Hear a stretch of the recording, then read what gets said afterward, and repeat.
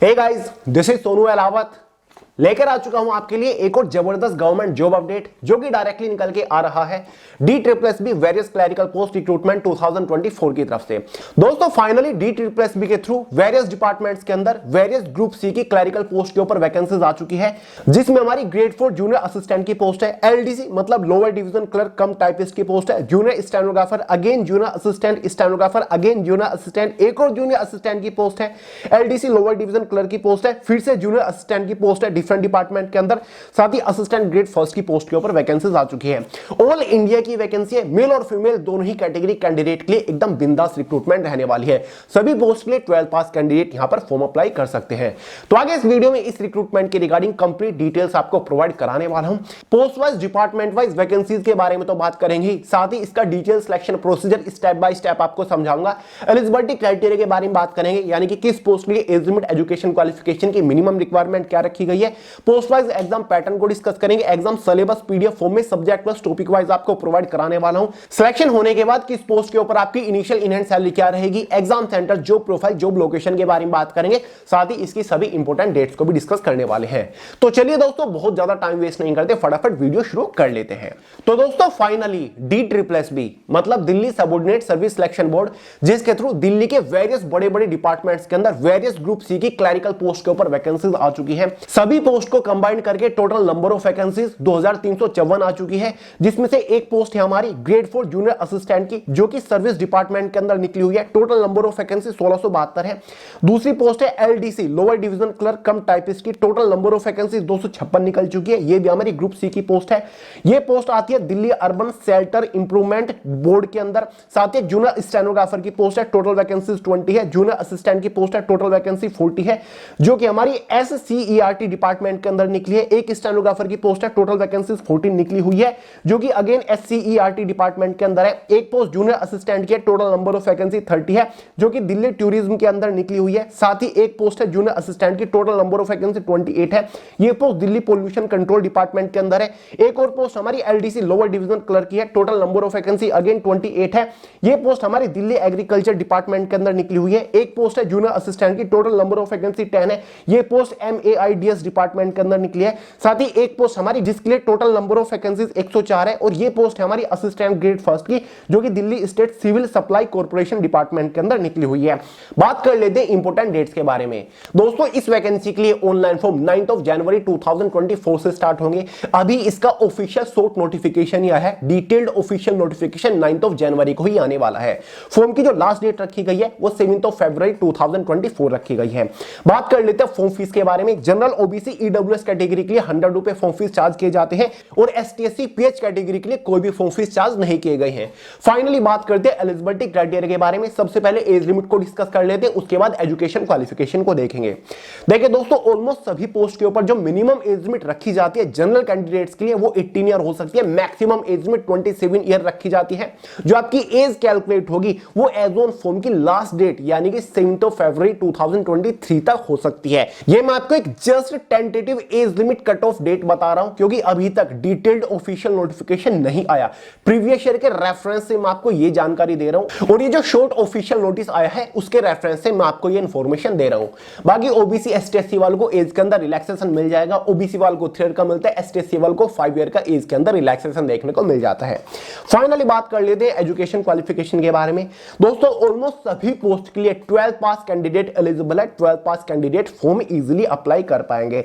All India से candidate form apply कर सकते हैं। और दोस्तों अगर आप एक से ज्यादा पोस्ट के लिए एलिजिबल है तो आप एक से ज्यादा पोस्ट के लिए फॉर्म भी अप्लाई कर सकते हैं। जितनी पोस्ट के लिए आप चाहो उतनी पोस्ट के लिए आप फॉर्म अप्लाई कर सकते हो। आपका सिलेक्शन प्रोसीजर अलग अलग चलने वाला है, एग्जाम भी आपका अलग अलग डे पर होने वाला है, फॉर्म फीस भी आपको अलग अलग भरनी पड़ेगी। क्लियर हुआ डाउट?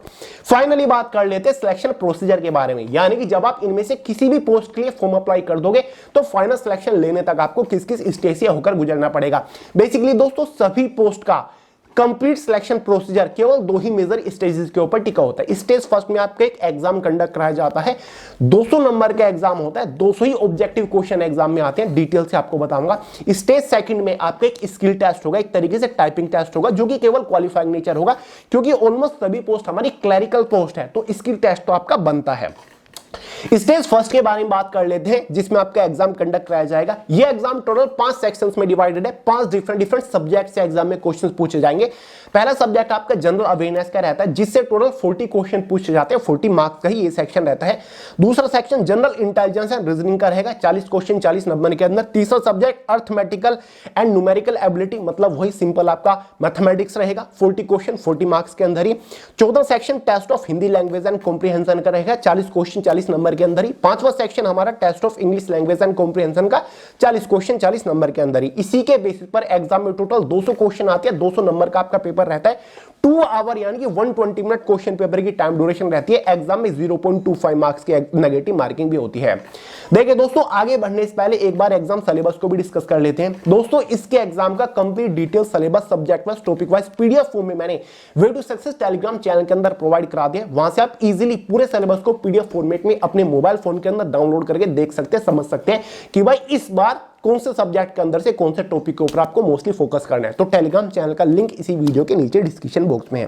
दोस्तों, एग्जाम सिलेबस मैंने आपको प्रोवाइड कर ही दी है। बाकी बेस्ट बुक्स के बारे में भी आपको बता देता हूं। इस एग्जाम की प्रिपरेशन करने के लिए बहुत बड़ी बड़ी लेंदी बुक्स के चक्कर में मत पड़िएगा, बिल्कुल भी कंफ्यूज मत होइएगा। हमारी खुद की WTS की ये चारों सब्जेक्ट की करियर मैगजीन अवेलेबल है। बाइलिंगुअल करियर मैगजीन है, यानी कि जनरल अवेयरनेस भी है, मैथमेटिक्स भी आता है, इंग्लिश भी आता है और हमारा रीजनिंग भी आता है।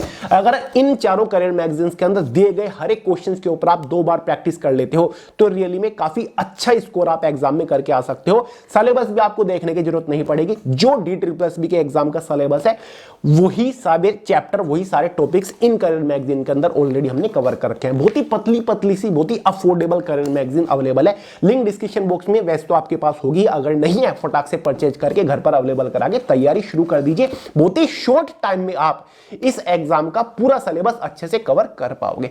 एग्जाम होने के बाद कैटेगरी वाइज एक इनिशियल क्वालिफाइंग कट ऑफ बनेगी, जो कि डिसाइड करेगी कि क्या आप सेकंड स्टेज के लिए क्वालिफाई कर रहे हो। सेकंड स्टेज आपकी कंप्लीटली स्किल टेस्ट, मतलब एक टाइपिंग टेस्ट रहने वाला है। जैसे कि आपकी जूनियर असिस्टेंट की पोस्ट है, LDC लोअर डिवीजन क्लर्क की पोस्ट है, या फिर आपकी असिस्टेंट की पोस्ट है, जितनी भी, उसमें आपका केवल टाइपिंग टेस्ट होगा। लेकिन जो आपका स्टेनोग्राफर वाली पोस्ट है, चाहे वो आपका जूनियर स्टेनोग्राफर या फिर आपकी स्टेनोग्राफर, वहां पर आपका शॉर्ट हैंड टेस्ट होने वाला है, जहां पर आपको हिंदी या फिर इंग्लिश में शॉर्ट हैंड लिख के दिखानी होगी। डिक्टेशन आपको बोली जाती है, उसके बाद आपको कंप्यूटर के ऊपर उसको ट्रांसक्रिप्ट करना होता है। अगर आपने स्टेनोग्राफी कभी सीखी होगी, इसके बारे में तो आप जानते ही होंगे। देखिए दोस्तों, सबसे पहले बात कर लेते हैं जो हमारी असिस्टेंट या फिर LDC की पोस्ट है। टाइपिंग टेस्ट इसमें कैसा होगा, यहां पर आप हिंदी या फिर इंग्लिश की टाइपिंग कर सकते हो, आपकी चॉइस के ऊपर डिपेंड करता है। अगर आप इंग्लिश की टाइपिंग करने जा रहे हो तो आपको 35 वर्ड पर मिनट की स्पीड से टाइप करके दिखाना होगा। अगर आप हिंदी में टाइपिंग करना चाहते हो तो आपको 30 वर्ड पर मिनट की स्पीड से टाइप करके दिखाना होता है। टाइपिंग टेस्ट क्वालिफाइंग नेचर होता है, इसके लिए आपको कोई भी एक्स्ट्रा एडिशनल मार्क नहीं दिए जाते। यहीं पर जो स्टेनोग्राफर की पोस्ट है उनमें बेसिकली 80 वर्ड पर मिनट की स्पीड से आपको शॉर्ट हैंड लिख के दिखानी होती है। आपको 10 मिनट की एक डिक्टेशन बोली जाती है, उसके बाद कंप्यूटर के ऊपर आपको ट्रांसक्रिप्ट करके दिखाना होता है। ये भी आपका क्वालिफाइंग नेचर है, आपको कोई भी एक्स्ट्रा एडिशनल मार्क नहीं दिया जाता है। क्लियर हुआ डाउट? फाइनली बात कर लेते हैं भैया, फाइनल सिलेक्शन किस बेसिस पर होगा। फाइनल सिलेक्शन केवल एग्जाम के मार्क्स के बेसिस पर होगा। एग्जाम कितने नंबर का था? 200 नंबर का था। तो एक फाइनल कट ऑफ बनेगी, जिस भी पोस्ट के लिए आपने फॉर्म अप्लाई किया होगा उस पोस्ट के लिए एक फाइनल कट ऑफ बनेगी। कैटेगरी वाइज ये कट ऑफ रहेगी, general, OBC, ST SC wise. ठीक है, अगर आप उस कट ऑफ में फिट बैठ रहे हो, 200 नंबर में से कट ऑफ बनेगी, तो फाइनली आपका सिलेक्शन हो जाएगा जिस भी पोस्ट के लिए आपने फॉर्म अप्लाई किया होगा। क्लियर है? तो फाइनल मेरिट जो बनती है ना, केवल एग्जाम के मार्क्स के बेसिस पर बनती है। ये जो मैं सारी जानकारी आपको दे रहा हूं ना, ये प्रीवियस ईयर के रेफरेंस से मैं दे रहा हूं, क्योंकि DSSB के अंदर हमेशा इन्हीं सभी पोस्ट के ऊपर वैकेंसीज निकलती आई हैं। तो उसी रेफरेंस से मैं आपको जानकारी दे रहा हूं, क्योंकि अभी तक ऑफिशियल डिटेल नोटिफिकेशन नहीं आया। अगर कोई इस बार चेंज होता है, जो कि उम्मीद है कि कोई चेंज ना हो, तो मैं आपको इन्फॉर्म कर दूंगा। नेक्स्ट वीडियो लेकर आ जाऊंगा, एक फुल डिटेल वीडियो, दोबारा से आपको जानकारी दे दूंगा। काफी सारे लोग कल से ही परेशान हो रहे थे कि भैया डिटेल वीडियो लेकर आइए, तो मैंने प्रीवियस ईयर को रेफरेंस पे रखा और आपको सही जानकारी प्रोवाइड करा रहा हूं। बाकी यही आपका पूरा सिलेक्शन प्रोसीजर रहता है, कोई चेंज नहीं रहता है। फाइनली बात कर लेते हैं दोस्तों, सिलेक्शन होने के बाद किस पोस्ट के ऊपर आपकी इनिशियल इन हैंड सैलरी क्या रहेगी।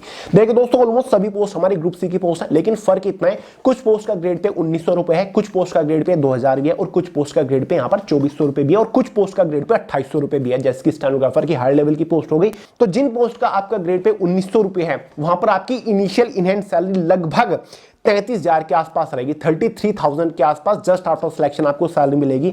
और 1900 ग्रेड पे वाली हमारी कौन कौन सी पोस्ट है, जैसे कि एलडीसी कम टाइपिस्ट की पोस्ट हो गई, या फिर जूनियर स्टेनोग्राफर की पोस्ट हो गई, या फिर जूनियर असिस्टेंट की पोस्ट हो गई, एलडीसी की पोस्ट हो गई। ये सभी हमारी 1900 रुपए ग्रेड पे वाली पोस्ट होती है। जो हमारी स्टेनोग्राफर की पोस्ट है ये 2400 रुपए ग्रेड पे वाली पोस्ट है, ये 2800 रुपए ग्रेड पे वाली पोस्ट है।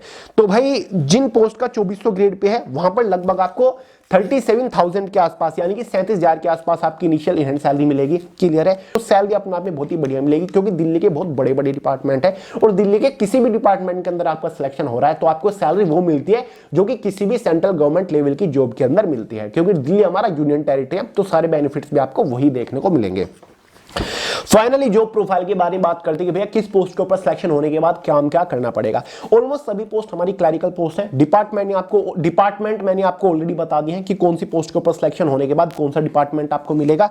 तो उन डिपार्टमेंट के अंदर रहकर आपको हमेशा ऑफिस सेक्शन की जॉब करनी है, आपको क्लरिकल काम करना है, कंप्यूटर बेस्ड काम करना है, कोई भी फिजिकल ड्यूटी फील्ड ड्यूटी आपकी नहीं होती, मस्त 9 to 5 की जॉब आप कर रहे होंगे।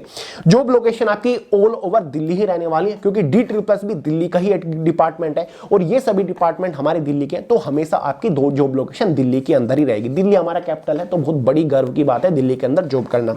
साथ ही एग्जाम सेंटर्स भी आपके दिल्ली के अंदर रहेंगे। भले ही आप अदर स्टेट से बिलोंग करते हो, यूपी, बिहार, हरियाणा, उत्तराखंड, झारखंड वाले सभी अप्लाई कर सकते हैं इस वैकेंसी के लिए, ऑल इंडिया से कैंडिडेट अप्लाई कर सकते हैं, लेकिन एग्जाम आपका दिल्ली में ही होगा। एग्जाम सेंटर्स आपको केवल दिल्ली के अंदर ही मिलेंगे। क्लियर है? तो ये सारा इसका प्रोसीजर रहने वाला है।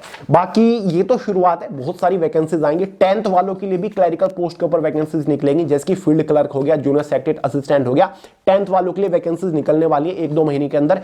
वहीं पर कुछ डिफेंस की भी वैकेंसीज होंगी, जैसे कि जेल वार्डर टाइप की वैकेंसी होंगी, साथ ही फायर ऑपरेटर की वैकेंसी आने वाली है। तो अभी तो शुरुआत है, पूरे साल D++ भी बहुत सारी वैकेंसीज निकालेगा, तो भाई रेडी रहिएगा। क्लियर है दोस्तों? उम्मीद करता हूं मैंने आपको इस रिक्रूटमेंट के रिगार्डिंग सारी जानकारी दे दी। कोई भी डाउट हो, कोई भी सवाल हो, बिंदास कमेंट करके पूछिएगा। बाकी सोनू अलाउद्दीन के नाम से इंस्टाग्राम के ऊपर भी आपको मिल जाऊंगा, लिंक डिस्क्रिप्शन बॉक्स में। तो चलिए दोस्तों, इस वीडियो में इतना ही रखते हैं। वीडियो पसंद आई हो लाइक करिएगा, दोस्तों के साथ शेयर करिएगा, चैनल को सब्सक्राइब करना मत भूलिएगा। मिलते हैं अगली वीडियो में बहुत ही जल्द, तब तक के लिए जय हिंद।